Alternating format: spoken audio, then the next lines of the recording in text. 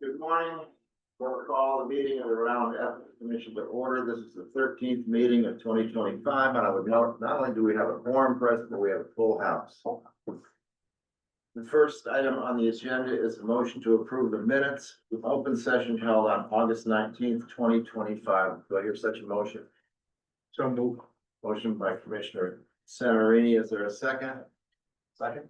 Second by Commissioner Callahan. Roll call vote. Commissioner Susie, Abstain. Commissioner Strauss, Aye. Commissioner Callahan. Aye. Commissioner Centerini. Aye. Peterson, Aye. Commissioner Rapidu, Abstain. Commissioner Ritchie. Aye. The chair votes aye. You left me, I'm sorry. but I abstain. You know what? Sooner or later, they'll give me a complete list.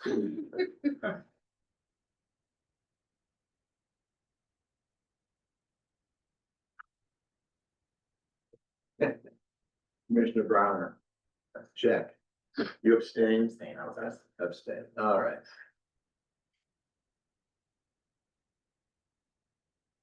All right, the next item on the agenda is the director's report. Good morning.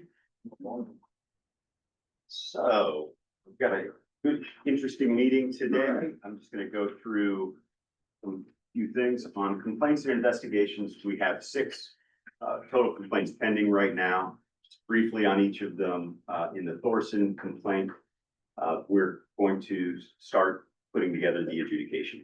So I'll be working with opposing counsel to set a date for that. Don't know exactly when it's going to be now. Let you know. In the Heidi Weston Rogers complaint, I had previously told you that the adjudication for that was scheduled for, I believe, October 21st, I think is. We've had a request to continue that to a different date, which we agreed to, based on the circumstances. So we're looking for a new date, hopefully not too far beyond that date. So we'll let you know, but that adjudication date in October is no longer put down. Then we have a couple of complaints under investigation, that Jonathan Pascua complaint, still under investigation, James Durkin still under investigation, Jeffrey McCormick also still under investigation. And then the financial disclosure complaint that we filed this year against John Hoyle for non-filing of his financial disclosure statement. We're going to do a probable cause hearing on that on the next meeting, which is the 30th of September. Going to advisory opinions, we only have 4 pending right now, 2 on today's agenda. As you recall, at the last meeting, we continued an advisory opinion for Rep. Jason Knight, and that we anticipate having also on for September 30th. So that we'll bring that back before you then. And then with Access to Public Records Act, we had 6 requests since the last meeting, and we completed all 6 of them within 1 business day, as we always strive to do here at the Ethics Commission, rather than waiting the 10 days. And within 1 business day, almost in every case means the same day. Someone asks for it and we send it to the by email. 3 of those related to the gift rule amendments, the proposed gift rule amendments that you'll be talking about today. 1 related to financial disclosure statements, 1 related to meeting materials, commission meeting materials, and 1 related to advisory opinions. I want to add an item to the director's report today, just to talk about the public hearing today for rulemaking. As you know, we're here for that. If you notice someone you don't recognize sitting around the table, that's our stenographer today. We always stenographically record our public hearings for rulemaking. We're not required to do that. We're required to record them somehow. The cassette tape would be sufficient, but we like to stenographically record our public hearing. And I know the chair will discuss some of this as we get to the hearing, but just for the members of the audience who are waiting, we're going to do a couple of advisory opinions first this morning. Those shouldn't take too long. We'll do those advisory opinions, and then following that, we'll move into the public hearing on the proposed rulemaking. I just want to remind everyone that the purpose of today's public hearing is to hear from members of the public. So the information is going to go that way, from them to you. Today isn't a day that any decisions are going to be made. There will be no votes. There's not going to be discussion and deliberations and debate on the commission. That will happen probably at the next commission meeting, if that's the will of the Ethics Commission. The public comment period doesn't end for a week. So written comment may continue to trickle in over the next 6 days. And if it does, we'll make sure that we add that to what we've already published on the commission's website. All of the public comment that has come in today, the written comment, and there are 33 different pieces of written comment, are on our website right now, and we'll continue to add to that. I'll note that there is a sign-in sheet for the public hearing. If you haven't signed in yet and you're here today to testify, go ahead and sign in there. You'll be called in that order roughly. And I know that the chair is going to probably ask everyone to limit their testimony to about 5 minutes, if that's possible. Maybe, he may not. Then I've already mentioned that our next meeting is September 30th, so that's all I have. Thank you. Anybody have any questions for the executive director? As Ms. Graham has indicated, we're gonna modify, for those of you who have memorized the agenda, we're gonna modify, move number 5 to number 7 or 6. Either way, we're gonna take the hearing and public comment on proposed regulatory amendments before we go into executive session. Is there a sign-up sheet on the advisories? No, sorry. All right. So we have 2 advisories. The first advisory opinion is Chris Hover or Halver, member of the Board of Directors, Jamestown Community Theater Association. Not sure I'm gonna hear how to pronounce that name properly. Good morning. The petitioner's name is Hover. This is on the top A in your binders today. Mr. Hover is not, here today. He wasn't able to come. I've spoken to him. He has no questions or concerns with regards to the draft. He would like me to proceed in his absence, and he's aware that if you have questions for him, you may postpone your decision to a later time. Mr. Hover is a member of the Board of Directors of the Jamestown Community Theater Association. He requests an advisory opinion regarding whether he is prohibited by the Code of Ethics from establishing a private nonprofit organization in order to conduct fundraising activities on behalf of, to benefit the Theater Association and from serving as the chairperson of that nonprofit. He's also asking if there are any restrictions by the code, if he serves in both positions as a member of the Theater Association and as the chairperson of the nonprofit organization. He represents that the Theater Association was created back in the 90s by 2 local women, and that it is a program within the Jamestown Department of Parks and Recreation. The petitioner represents that the Theater Association organizes and puts on plays that are performed in the Recreation Department's gym. The Theater Association was not established by a town charter or by town ordinance. According to its bylaws, anyone who is interested in joining the association, they have to apply through the Recreation Department and pay an appropriate membership fee. The Theater Association's Board of Directors are nominated and elected by the current board members. The petitioner represents that he does not receive any remuneration for his service on the Theater Association and that he is not considered a town employee. He explains that the Theater Association raises funds through the sale of tickets for the plays that they put on, also donations and membership fees. He explains that because the theater is limited in the ways they can raise money, he would like to create that nonprofit to assist with the raising of funds. Given this set of facts, he's asking whether the code prohibits him from doing so. As an initial matter, the Code of Ethics identifies the following persons as subjects to its provisions: state and municipal elected officials, state and municipal appointed officials, and employees of state and local government, of boards, commissions, and agencies. Here, it is the opinion of the staff that the petitioner does not fall within any of the three categories listed in the code.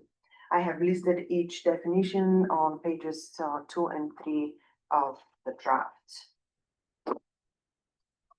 Here, the petitioner represents that, so accordingly, based on the petitioner's representations, the prior advisory opinions listed and the code of ethics, it is the opinion of the staff that he doesn't fall under those definitions, under the provisions of the code of ethics, and therefore he's not prohibited from establishing the non-profit organization and from serving as its chairperson.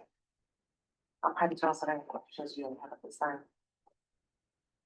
I have just, is it fair to assume that Mr. Hover has seen this opinion Correct. and has he indicated that he has no objection or concerns about it? He does not have any objections or concerns. I'm not surprised. Anybody have any questions, or comments for Papa? Hearing none, is there a motion to approve and issue the advisory opinion as presented by the staff? Motion by Commissioner Susie, second. Second. Second by Commissioner Peterson. Roll call vote, Commissioner Susie. Aye. Commissioner Strauss. Aye. Commissioner Callahan. Aye. Commissioner Santorini. Aye. Commissioner Peterson. Aye. Commissioner Rabideau. Aye. Commissioner Ritchie. Commissioner Browner. Aye. And chair votes aye. The next item on the agenda, also is Carol Massa, you're gonna tell me how to Mossa. pronounce that one too. An alternate member of the Charlestown Planning Commission. This draft advisory opinion is in tab, under tab B. I always have problems with pronouncing the names as well, so I always check with the petitioners. Ms. Mossa is she's also unable to attend the meeting today. She's traveling.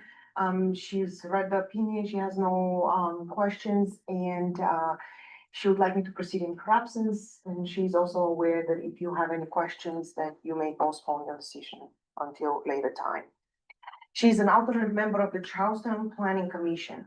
She requests an advisory opinion regarding whether upon recusal, she may attend and speak at public hearings before the Planning Commission regarding a proposed development on 2 parcels of land located across the street from her personal residence. She represents that the owner of the 2 parcels is proposing to merge those 2 parcels and create an 11-unit housing development. She represents that the residents of Charlestown depend on water wells and septic systems, and that she expects that she will be directly financially impacted by that development. She has already filed a recusal form with the commission. However, she seeks guidance whether she may, under the public forum exception, participate in the public hearings before the planning commission. Now, under the public forum exception, a public official may publicly express her own viewpoints in a public forum on any matter of general public concern or interest, or on any matter which directly affects her spouse, or dependent child. I have listed several past advisory opinions on pages 2 or 3 of the draft.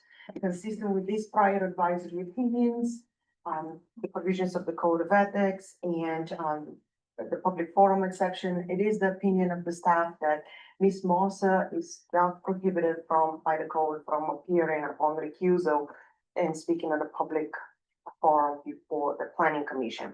However, she should not receive access or priority not available to any other member of the public, and she's cautioned not to use her public position in any way to influence the members of the planning commission.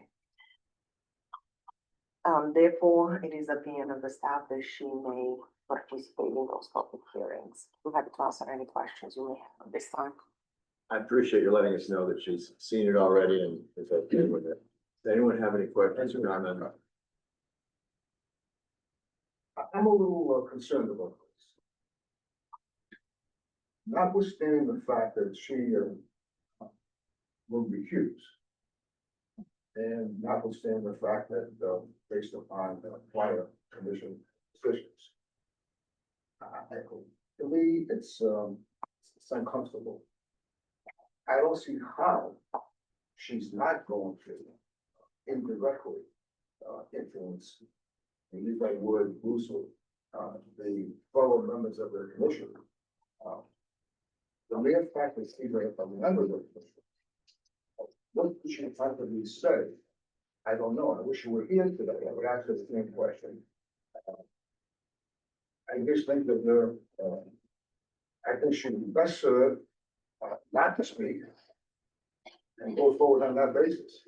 And I, for one, disagree with the ruling on that basis. Sorry, the opinion. Richard Serena. I have, no reservations about the staff's analysis and recommendation. My request would be though, in the future, especially when, there's a recommendation of recusal, that, the commission in the Licciardi decision, talked about safe harbor. I think it's an educational,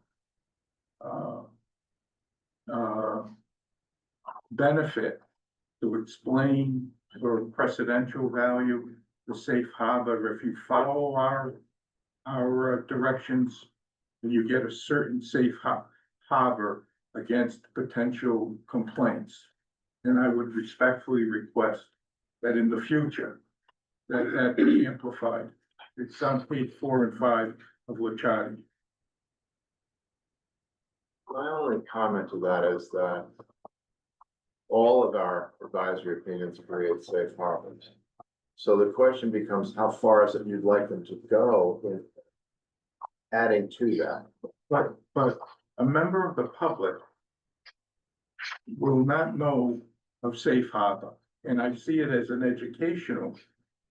And likewise, even assuming without admitting, someone goes to see an attorney. And if an attorney isn't well versed in this very complicated law and rules and regulations, the attorney won't pick up, I think, in the first instance, the safe harbor. Perhaps I wouldn't have. That's all I'm saying. Fair enough. I think executive director's got an idea on this. Yes, I understand what Commissioner Centerini is saying, and he had mentioned it to me just prior to the meeting also, and I don't disagree that it might be beneficial to have a sentence or two added to the bolded boilerplate that's at the end of every advisory opinion that tracks the language of the statute, that notes that an advisory opinion rendered by the commission shall be binding in any subsequent proceeding concerning the person who requested the opinion, as long as there were no misrepresented. And if you don't follow it, it's not a violation per se. But I'm concerned about it being in the boilerplate. If we're really trying to do an educational piece, then putting in the boilerplate, I don't know who's gonna read that, really. Let's try it that way, though. See how you feel about it when you get the next set of opinions. Is there not, though, sort of, if it's not compliance and it's not a safe harbor, how are we addressing the compliance of the petition? Like so to your point, if we're saying that there's a safe harbor created by an advisory opinion, but then we say compliance is not a violation, maybe violation is not the right word, but maybe there's some other language that says that compliance is expected. I mean, I don't know, that just didn't make sense to me. The Licciardi decision, I think, is extremely well written. And more or less covers it, but and that seems to be more comprehensive, the Licciardi decision, than earlier opinions. Yes. I'm less comfortable putting into our opinion, go ahead and violate. I think we should not be going in that direction. And we should, I appreciate what you do want to include, because I think that I see your purpose, which is somebody standing up and claiming that a public official should not have been there. And here's the opinion that says, yeah, you may, and it's a safe harbor.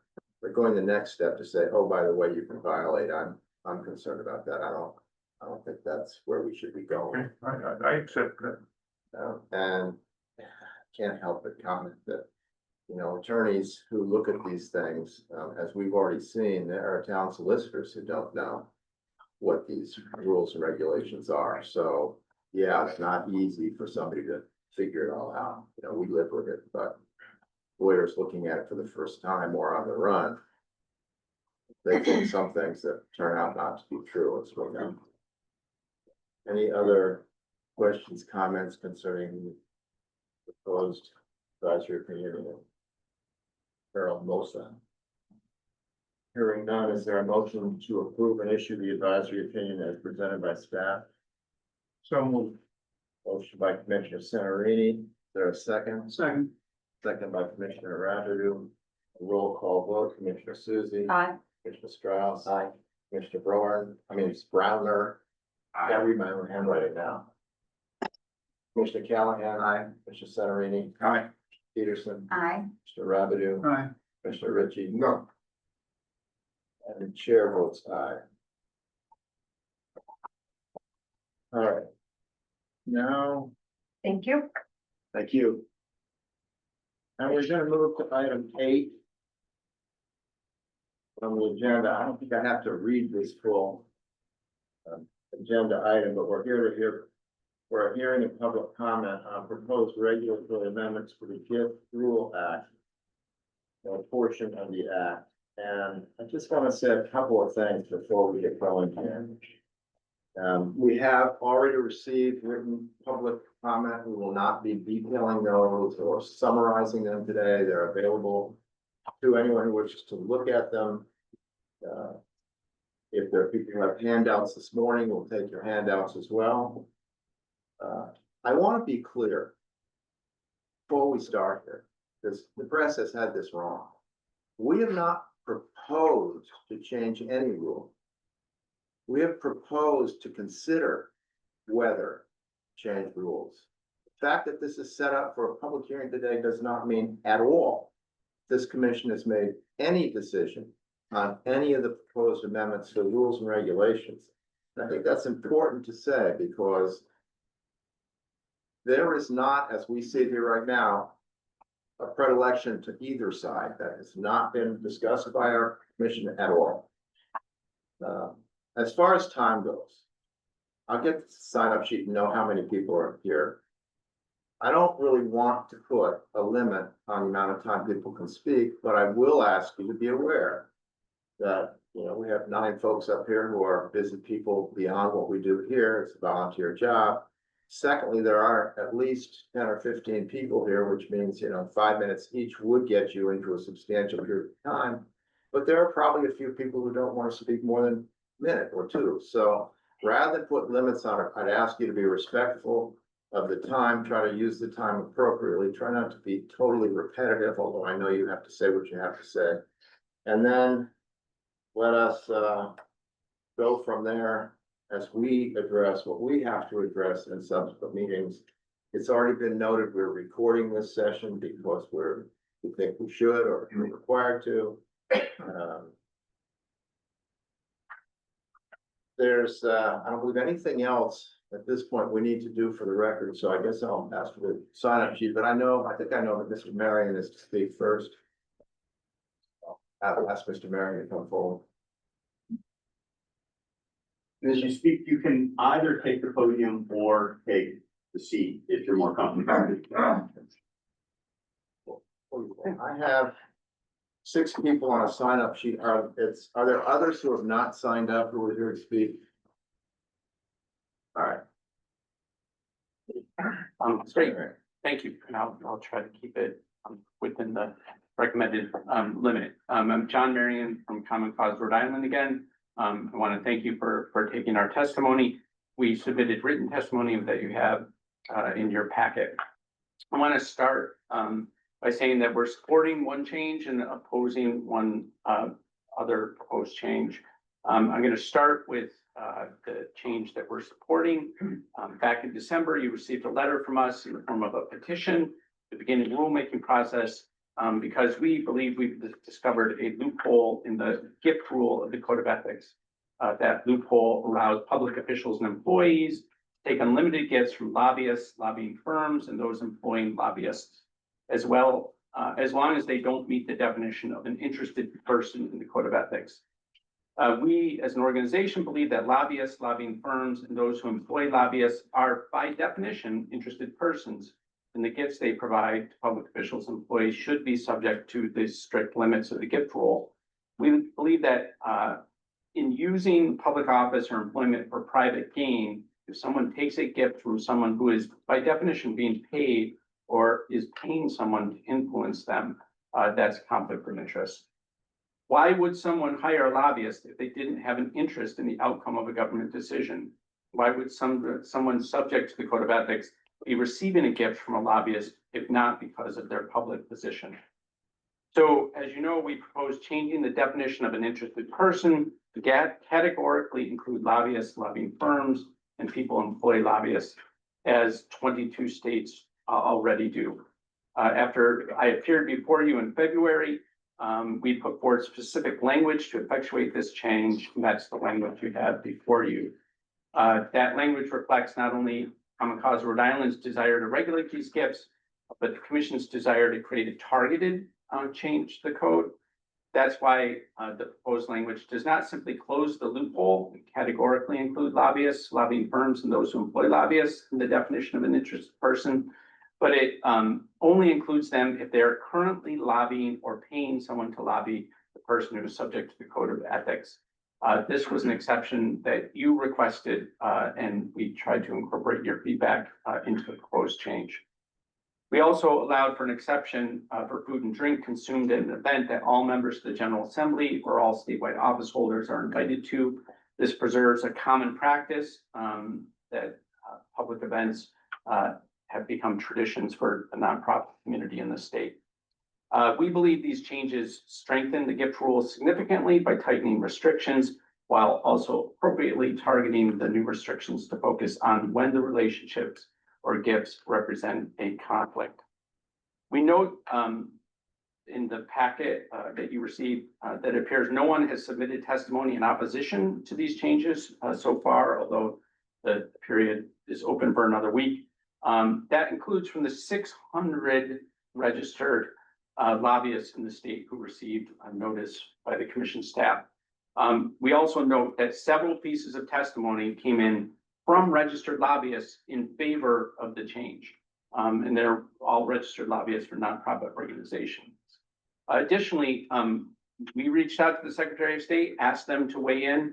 They chose not to. I actually think that speaks to the fact that they likely don't oppose this change if they chose not to weigh in. And they are the entity that is charged with regulating lobbyists. The next thing I want to speak to briefly is the other proposed change here, which is the increase in the maximum value of a regulated gift from $25 to $50 and the annual aggregate value of a regulated gift from an interested person from $75 to $150. Common Cause Rhode Island opposes this change. We believe that the $25 limit is the appropriate limit for permissible gifts. This limit was set 2 decades ago to allow for interested persons to give government officials and employees de minimis gifts without violating the Code of Ethics. That is reflected in the colloquial name that I've always used for it, which is the cup of coffee rule. We feel that $25 is still sufficient amount to allow for incidental purchases that will not unduly influence public officials and employees, while also protecting the public's interest in clean government. We want to note that the origins of this proposed increase in the amount of allowable gifts are not people who are here to testify in front of you today, but actually people subject to the Code of Ethics, the people who want to receive larger gifts, particularly a small group of legislators who want to take gifts in excess of the current limits. It's no surprise to us that the regulated entity wants to see this relief from the regulation. One legislator went so far as to propose an increase, a statutory increase to $250 annually in the aggregate amount. It's also notable that so far you've received no written testimony from any of the parties that asked you to do this informally. despite the legislature receiving, the notice. We think those legislators should remember, the old saying that there's no such thing as a free lunch. There's no public demand for this change, just the demand of a handful of legislators. And it's worth noting that they can use their campaign accounts. They can use their legislative salaries. They have other means to buy themselves, the proverbial free lunch. We finally will just note that the $25, had it been indexed for inflation, would only be $42 today. So the proposed change actually is a significant increase in excess of the rate of inflation, which we think defeats the purpose of a de minimis gift rule. In closing, we believe that if you adopt our position on these two issues, you close the loophole and you keep the gift limits at their current limits, that this would be fulfilling your constitutional mandate to protect the public interest. We want to thank you for considering our petition, and this, process has taken months. And we want to thank you for trying to strengthen the gift rule. We also want to thank the staff, especially Director Grammett, who worked with us to come up with the acceptable language that you have in front of you. So we wish you good luck in your deliberations at your next meeting. Thank you. Thank you. Thanks. The next person to come forward is H. Philip West Jr.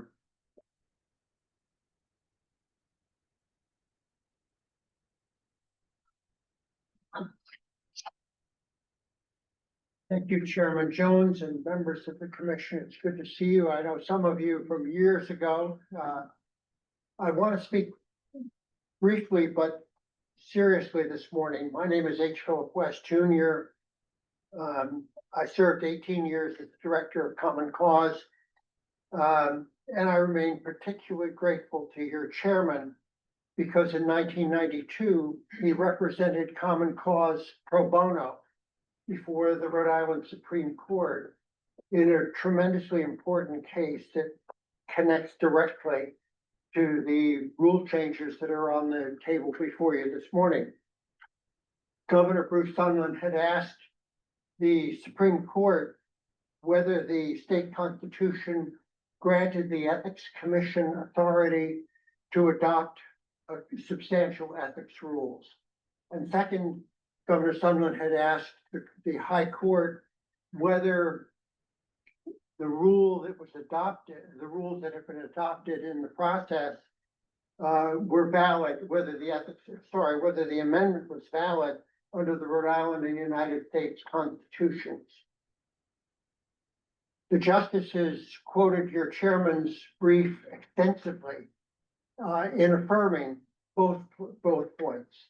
In other words, that you have the authority to adopt a code of ethics for all public officials and that authority is valid. In our judgment, that makes this the strongest ethics commission in the United States, bar none. I testify this morning as a private citizen, not on behalf of Common Cause, but I strongly affirm the Common Cause proposal to close this lobbyist loophole that allows public officials to accept large public gifts from certain groups of lobbyists. I retired from Common Cause 19 years ago after a cancer diagnosis.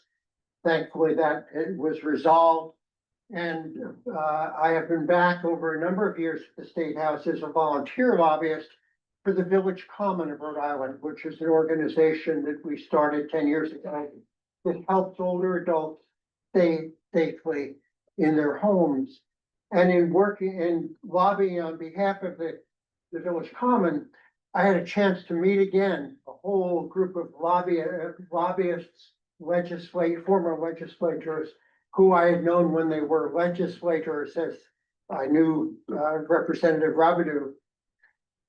And I got a chance to look at them, and I couldn't look at, in preparation for today, I couldn't look at the whole 606 lobbyists.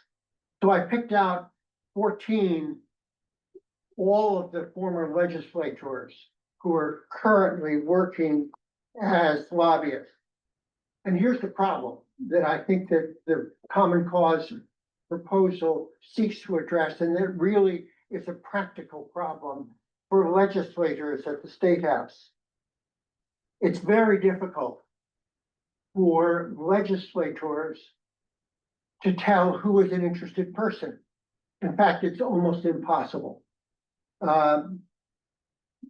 Lobbyists have a simple lobbyist badge that has their name and a number and nothing else. There's no indication as to whom, when I'm lobbying, who I'm lobbying for. And unless I tell legislators, they have no way of knowing. Now, all of this plays into the process of the way hearings work at the State House. Committees hear many, many bills, and they often have to restrict the amount of time that anybody can testify on any particular bill. And so typically they'll say 3 minutes. I appreciate your flexibility this morning, Mr. Chairman. But this is a very important point, because volunteer lobbyists for nonprofits and advocacy groups and environmental groups and civil rights groups and so on get their 3 minutes. And most of them put in a written statement also because they want to make sure that they're on the record with everything that is important. Now, there's a whole group of lobbyists that doesn't do that. And that's the former legislators and some of the other professional lobbyists. I searched diligently to find any written record of the positions of these professional lobbyists. I used ChatGPT, I used Gemini, I went through lots of the individual files, and I couldn't find any, not one. Now, there may be some, but I couldn't find any of written testimony from any of those 14 lobbyists on any particular bill that they were trying to influence. And I think that that's really significant because there's a lot of money at stake. You have the record there. I created a spreadsheet and you have it electronically. So you can, I invite you to double check what I have compiled and see if you agree with those, with these lists of what lobbyists have reported. But the point is that these lobbyists are making a lot of money, a lot of money. By my tabulation of what they made in the spring of 2025, these 14 by themselves brought in over $3.5 million. $3.5 million to 14 lobbyists. Now, that's only the ones who are former legislators. Those 14 reported in their lobbyist disclosure reports making more than $84,000 worth of campaign contributions. And anybody who's a lobbyist at the State House gets deluged with invitations to campaign fundraisers. And most of the nonprofit lobbyists like myself can't afford to go to them. I'm a volunteer, but these paid lobbyists go and they give generously. Now, I'm making a connection here because what happens is they get something back. They have access to those the current legislators, and I think it makes a difference. I really think it makes a difference. That's when they talk to them, and that's when they get things done. I would propose to say one final thing to you. These former legislators are skilled at public speaking. And as I watch them at the State House, they mingle cordially with legislators on the floor of the House and the Senate and in the hallways. They meet legislators often privately in their legislative offices. They attend these frequent fundraisers, and they guide their clients in submitting written testimony. But here's the important point. They largely conceal what they are lobbying for from the press and from the public. And that makes it very difficult for other organizations to even know what they are trying to accomplish. And I would give just one example, and that would be the Liquor Dealers Association that has year after year after year successfully killed a bottle bill that would stop the dropping of these little nips that fill the waterways. And I'm not gonna get into that argument at all, it's not important, but the point is, here is a Liquor Dealers Association, there are many other associations which are technically nonprofits, and that those lobbyists are able to evade this gift rule because of the structure.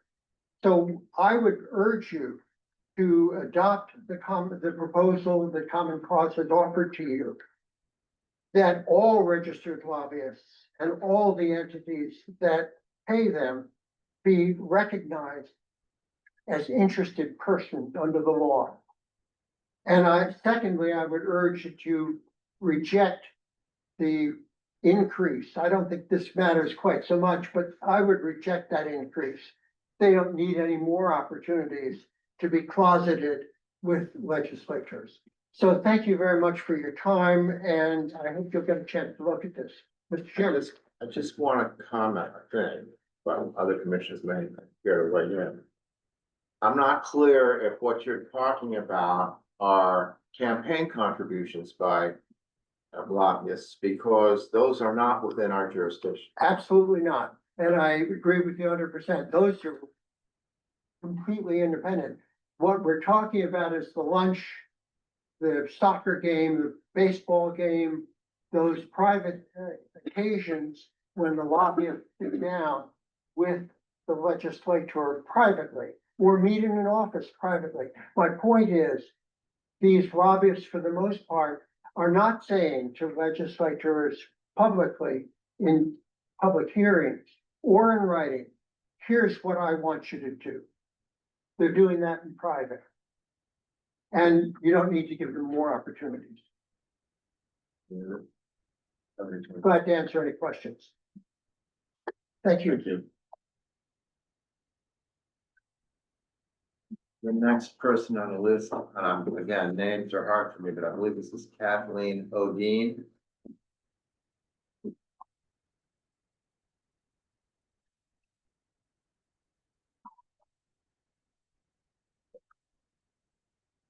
I'm Kathleen Odine. I'm from North Kingstown. I will be one of you 1 minute speakers. And I'm just speaking because I feel strongly about this, which is the only reason, since I'm retired, that I actually drove up from North Kingstown this morning in a remarkable amount of traffic to speak to you. And I just want to say, I hope you will extend the rule that you already have for lobbyists, that public officials cannot take unlimited gifts from any lobbyists. I can't think of any reason that they should be able to.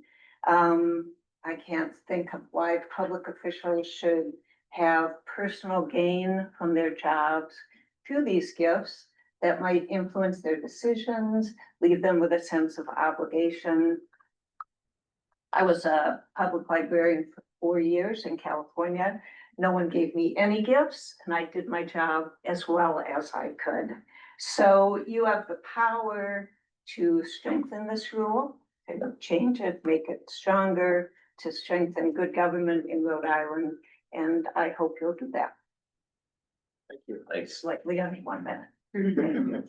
We'll forgive you. The next name on the list is Patrick Laverty.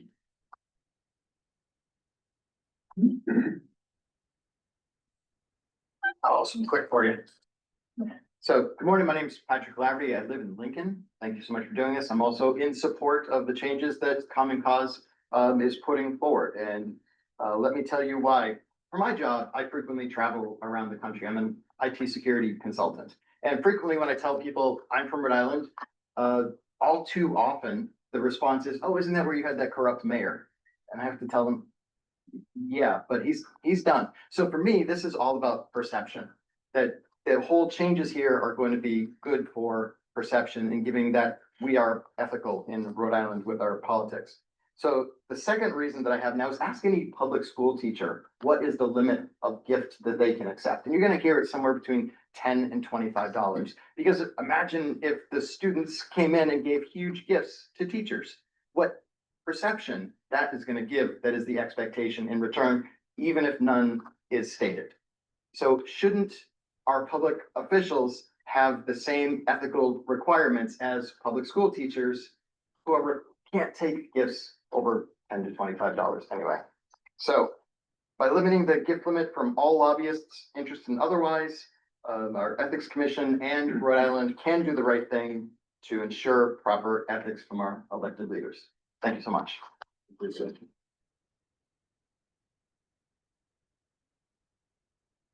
The next name on the list is Jesse Kingston.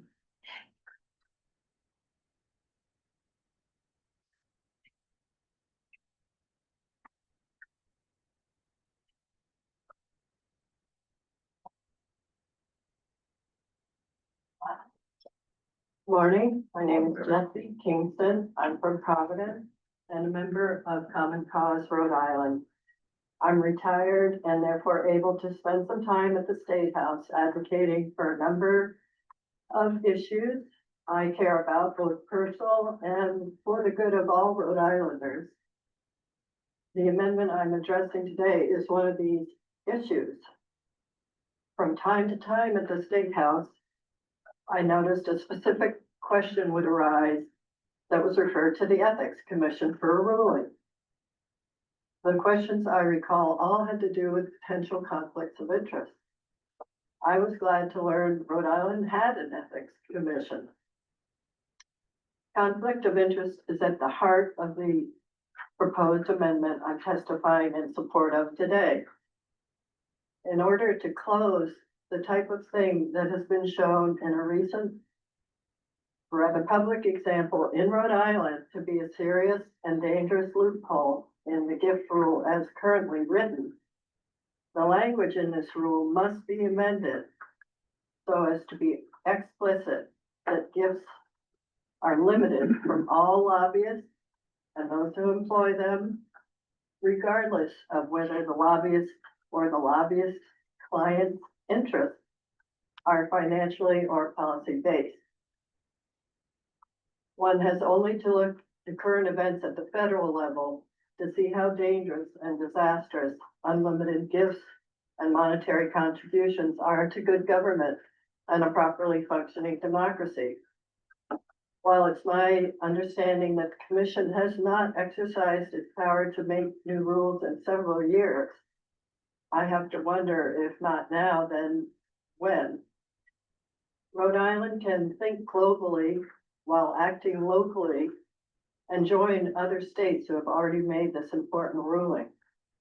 I respectfully urge you to rectify this loophole and pass the proposed amendment. Thank you for considering my comments.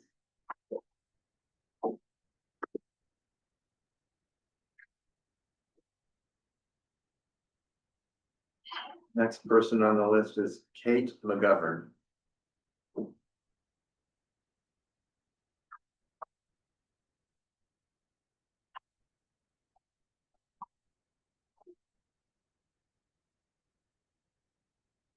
Good morning. I'm Kate McGovern and I live in Providence, and this isn't my testimony, it's just a problem. I had submitted written testimony, but I wanted to just step up and reiterate it with a couple of comments. And I noted when I finally read this book, after being a bit puzzled by the legislative system in Rhode Island and how much it differed from my experience when I lived in New Hampshire. And so I wanted to give a shout out to Mr. West again for documenting this, and also point out the connection between what he pointed out in this book and how remarkable the existence of this commission is. As he noted this morning, it's a remarkable achievement and the opportunity to continue to give ethical guidance on so many levels to this state is critical to our democracy, as previous speakers have noted. So a couple of quick points here.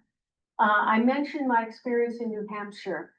The legislature there votes on every bill. You're a rep, you introduce a bill, it's going to get a committee vote. The committee recommends whether or not it ought to pass, not ought to pass, be further studied, and they do real studies. They don't do this sort of hold for study and no one studies it. And then it goes to the full chamber, and the chamber has the opportunity to overturn the committee's recommendation. So it's incredibly transparent. We got here and it's like, what do you mean there hasn't been a vote on payday lending in a dozen years? How could that be? It's opaque. The power is concentrated in the leadership, and the decision of whether or not something gets a vote in a committee isn't made by the chair of the committee. And I learned something again from Mr. West this morning about how the lobbyists who used to be legislators don't speak on the record on these matters, and that's part of what contributes to it being opaque. Which brings us to the question of who's an interested person. And using two quick examples, an interested person would be a lobbyist who successfully defends that loophole year after year and says, you want to renew my contract so I can do that again, right? An interested person is also someone like our friend John Marion, who, if he were able to say, we finally got a vote on same-day voter registration being sent to the voters to approve whether or not they would vote for that as a change to the Constitution, that would enhance John's reputation. It might help Common Cause's fundraising, and that all of that qualifies as being an interested person.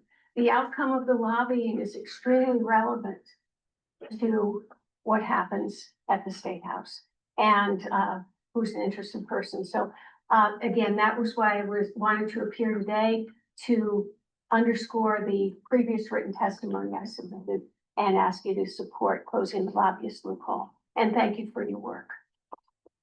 Thank you.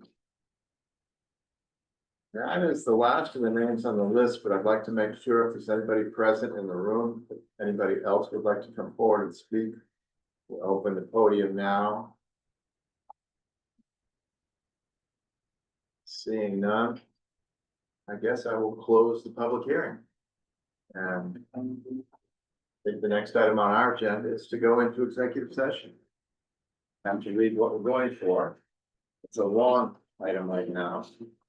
Motion to go into executive session to wit, motion to approve minutes of executive session held on August 19th, 2025 pursuant to RI Gen Laws, section 42-46-5A2 and 4, and then a motion to return to open session. Do I hear a motion to go into executive session? So moved. Motion by Commissioner Rabideau, second by Commissioner Callahan. Roll call vote, Commissioner Susie. Aye. Mr. Browner. Aye. Commissioner Strauss. Aye. Commissioner Callahan. Aye. Commissioner Senarini. Aye. Commissioner Peterson. Aye. Commissioner Rabideau. Aye. Commissioner Ritchie. Chair votes aye. Now I'm going to executive session. The live stream is going to end during executive session, and I don't expect executive session to last long at all. It will resume when the commission returns briefly back into open session to conclude this meeting.